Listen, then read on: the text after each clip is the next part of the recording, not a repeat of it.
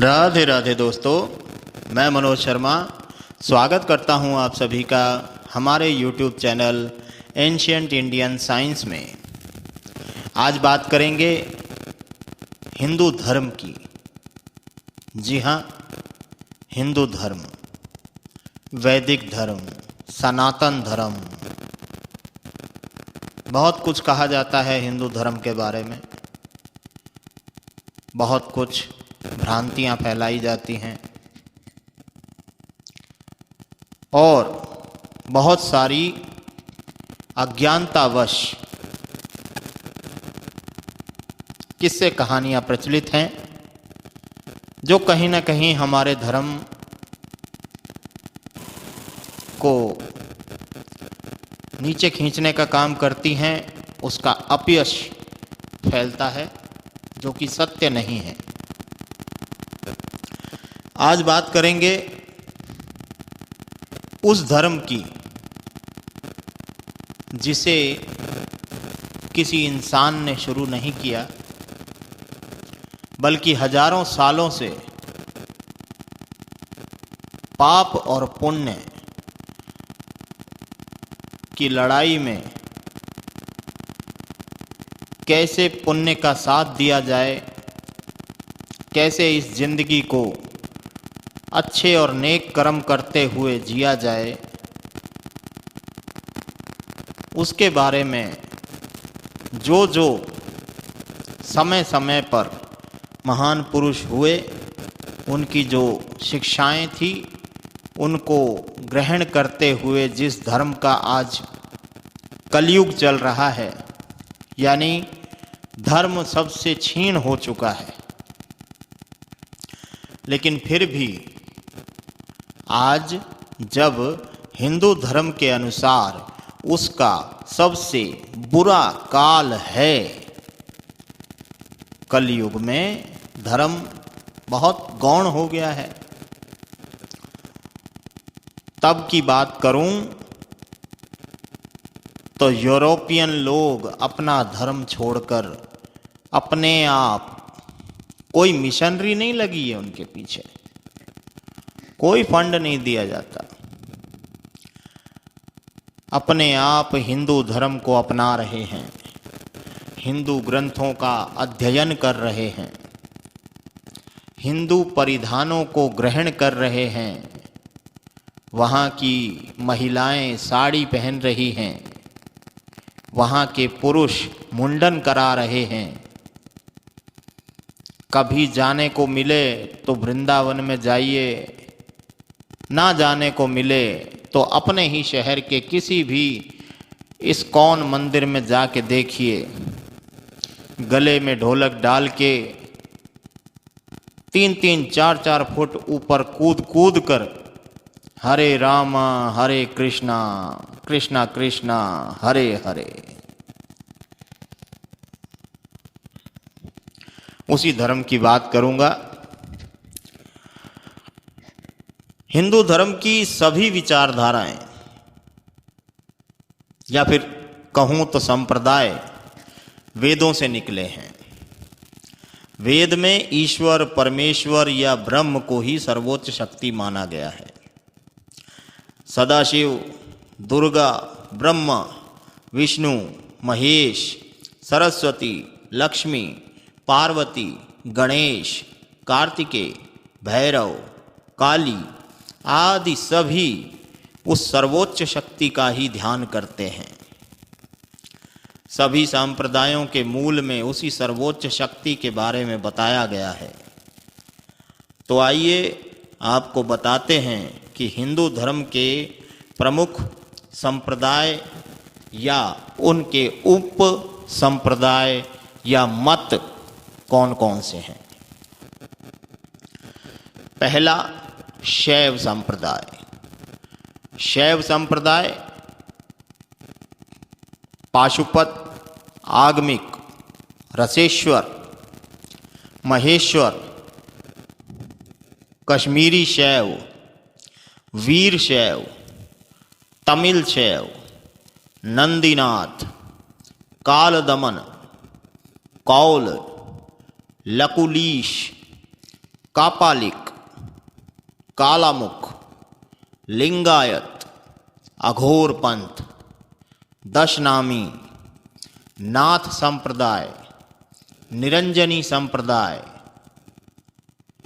ये सारे के सारे जो हैं वो शैव संप्रदाय से ताल्लुक रखते हैं। शैव सिद्धांत संप्रदाय सिद्ध संप्रदाय यानी सिद्धियों को प्राप्त करने वाला और शिव जी को अपना परमेश्वर मानने वाला संप्रदाय या मत है, जिसमें शिव सर्वोच्च हैं। श्रौत शैव सिद्धांत संप्रदाय शैवाद्वैत, शिव विशिष्ट द्वैत आदि ये सारे के सारे शैव कहे जाते हैं। दूसरा वैष्णव या भागवत, दत्तात्रेय संप्रदाय, सौर संप्रदाय, पांचरात्र मत, वैरागी, दास, रामानंद, रामावत, वल्लभाचार्य, वल्लभाचार्य का रुद्र या पुष्टि मार्ग, निम्बाकार्याचार्य, सनक संप्रदाय, आनंद तीर्थ का ब्रह्म संप्रदाय, माधव, राधा वल्लभ, सखी, चैतन्य गौड़ीय, वैखानस, राम स्नेही संप्रदाय, कामड़िया पंथ, नामदेव का वारकरी संप्रदाय, पंच सखा संप्रदाय, अंकधारी, तैनकले, वडकले, प्रणामी, परिणामी, दामोदरिया, निजानंद, कृष्ण प्रणामी, उद्धव संप्रदाय,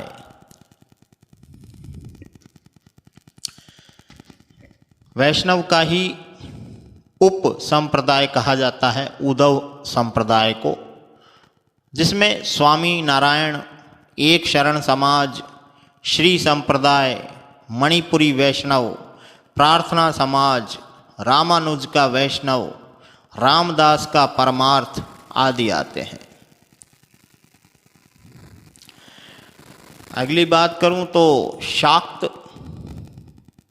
शाक्त यानी शक्ति के उपासक, इसमें मुख्य रूप से श्रीकुल, कालीकुल आदि ये लोग सभी देवियों की पूजा करते हैं, देवी रूप में परमेश्वर को मानते हैं। गणपत्य संप्रदाय वो संप्रदाय जो गणेश जी का उपासक है, गणेश जी को मानता है। कौमारम संप्रदाय जो कार्तिकेय जी के उपासक हैं, शिव जी के द्वितीय पुत्र कार्तिकेय, भगवान कार्तिकेय, उनको पूजने वाले उनके उपासक कौमारम संप्रदाय के नाम से जाने जाते हैं। फिर आता है तांत्रिक संप्रदाय, दक्षिणाचार, वामाचार, कौलाचार, विद्यापीठ, वैष्णव सहजिया, त्रिक संप्रदाय और दोनों शाक्त संप्रदाय, ये सम्मिलित रूप से तांत्रिक संप्रदायों में गिने जाते हैं। अब आता है सातवां वैदिक संप्रदाय। ये बहुतायत में पाया जाता है हिंदुस्तान में और विश्व में। इसके उप संप्रदाय भी हैं। तो वैदिक संप्रदाय के जो उप संप्रदाय हैं उनके अनुसार बताता हूं। पहला मत है वैदिक संप्रदाय का वेद मत। वैदिक संप्रदाय वो है, वेद मत वो है जो निराकार ब्रह्म के उपासक हैं। जैसे श्रौत परंपरा, आर्य समाज, ब्रह्म समाज, आदि सभी वैदिक परंपरा के अनुयायी हैं। अब दूसरा है संत मत। शुद्ध वैदिक संप्रदाय के अलावा गायत्री परिवार, रामकृष्ण मिशन, धामी संप्रदाय, कबीर पंथ, दादू पंथ, रविदास पंथ, थियोसॉफिकल सोसाइटी, राधा स्वामी सत्संग, जय गुरुदेव आदि सभी वैदिक परंपरा के ही वाहक हैं। ये सब संतों को मानते हैं और संतों के द्वारा बताई हुई शिक्षाओं को ही सर्वोच्च स्थान देते हैं।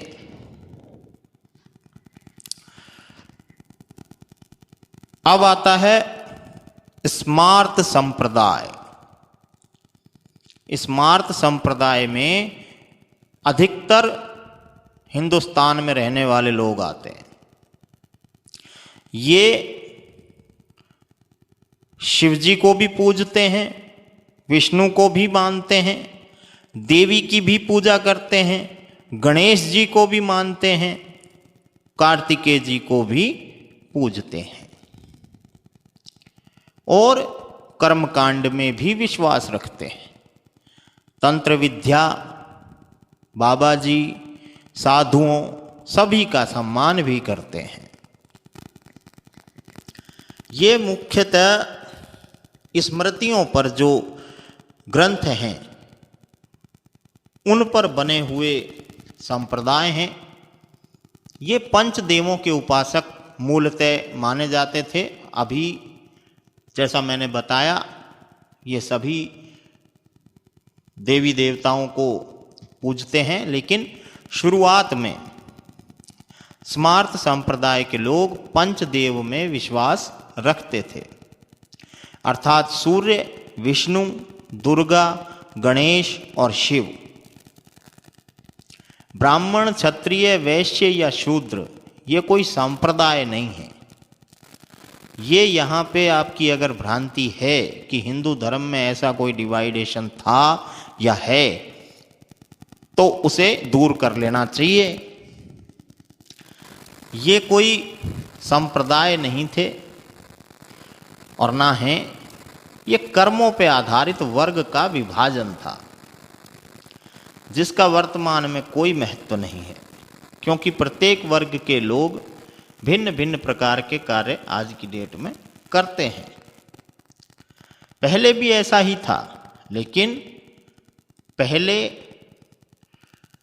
जो ब्राह्मण थे वो जन्मजात नहीं होते थे, जो वैश्य थे वो भी जन्मजात नहीं थे, इसी तरह शूद्र भी जन्मजात नहीं होते थे। एक ब्राह्मण के घर भी शूद्र जन्म ले सकता था और एक शूद्र के घर से ब्राह्मण भी निकल सकता था। इसके उदाहरण जो हैं महर्षि वाल्मीकि इसके उदाहरण हैं, और ब्राह्मण के घर पे राक्षस का सबसे बड़ा उदाहरण रावण है। तो ऐसा कुछ पुराने ज़माने में था। खैर ये बात को जाने देते हैं, बहुत ही संवेदनशील मुद्दा है, ना छेड़ें तो अच्छा है। शांति बनी रहनी चाहिए। आजकल लोग पैनिक, टेंशन में सारा दिन व्यतीत करते हैं, अपनी सारी जिंदगी व्यतीत करते हैं। घर परिवार ही टेंशन इतनी दे देता है, तो ऐसी कोई बात यहाँ पर बोलना मैं उचित नहीं समझता जिसकी वजह से किसी एक प्राणी मात्र को भी तनिक मात्र भी बुरा लगे। प्राचीन काल में ब्राह्मण दो वर्ग के थे, एक वो जो सन्यासी और दूसरे वो जो पुरोहित। सन्यासी जंगल में रह के आश्रम आदि को संचालित करते थे और पुरोहित संसार में रह के आम जनता के धार्मिक कार्य संपन्न कराते थे। इसी तरह क्षत्रिय का कार्य राज्य संचालन, सेना का गठन, संचालन और युद्ध था। राज्य के व्यापार को संचालित करने वालों को वैश्य कहते थे। और दूसरी ओर जो व्यक्ति उक्त 3 कार्यों को छोड़ के अन्य कार्य करते थे उसे शूद्र कहा जाता था। शूद्र किसी भी समाज या किसी भी संप्रदाय का हो सकता था। शूद्र उसे कहते थे जो गांव के बाहर रहकर गांव की रक्षा करते, किसानों की ज़मीन पे काम करते, गांव की सीमा बताते, व्यापारियों को एक जगह से दूसरी जगह जाते वक्त सुरक्षा देते, खेत से होने वाली फसल और राज्य के खजाने की रक्षा करते, खजाने को एक जगह से दूसरी जगह सुरक्षित ले जाने का कार्य करते, सैनिकों के लिए रसद ले जाते। वो मूलतः ऐसा कहा जाए कि राज्य के सरकारी कर्मचारी और प्राइवेट कर्मचारी होते थे। जैसे सेठ के यहाँ किसी दुकान पे काम करने वाला प्राइवेट कर्मचारी और राजा के काम को करने वाला, पालकी उठाने वाला या इस तरीके के काम करने वाला सरकारी कर्मचारी। तो इस परिप्रेक्ष्य में आप समझ सकते हैं जो छोटे छोटे कार्य या व्यापार करते थे। ब्राह्मणों में गोस्वामी, गौड़, सरयूपारी, विश्वकर्मा आदि कोई संप्रदाय नहीं है। इसी तरह क्षत्रियों में जाट, पटेल, परमार, चौहान, गुजर, मीणा, मेघवंशी, मराठा, महार, यादव, राजपूत आदि। वैश्यों में अग्रवाल, महेश्वरी, पोरवाल, ये सब कोई पंथ नहीं है, संप्रदाय नहीं है। इसी तरह जिन्हें शूद्र माना जाता है उनके समाज को भी वैसा संप्रदाय नहीं माना जाता। तो ये था एक छोटा सा ब्रीफिंग। आज की डेट में तो हम सब शिव को मानते हैं, भगवान राम को भी पूजते हैं, कृष्ण को भी मानते हैं और ऐसा ही सही भी है। सर्वधर्म समानता का जहाँ हम इतना बड़ा अपना हृदय करके बैठे हैं उसमें देवी देवताओं के लिए भेदभाव कैसे हो सकता है।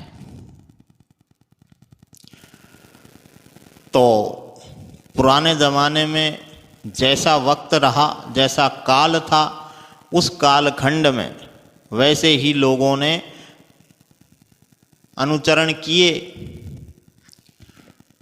लेकिन एक चीज़ अच्छी करी कि अपनी संतति को बचाए रखा, अपने धर्म को बचाए रखा और पास ऑन करते गए आने वाली जनरेशन को। तभी आज तक इस कलयुग में भी हमारे पास उस स्वर्णिम युग की कम से कम कहानियाँ तो हैं। वरना दोस्तों गर्व की बात है कि जितनी पुरानी ये प्रकृति है, जितनी पुरानी ये धरती है, उतना पुराना हमारा धर्म भी है। ये बात कहते हुए मुझे अपने और अपने पूर्वजों पर गर्व होता है। तो अपनी वाणी को यहीं विराम देता हूँ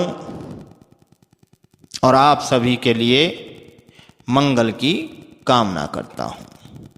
राधे राधे।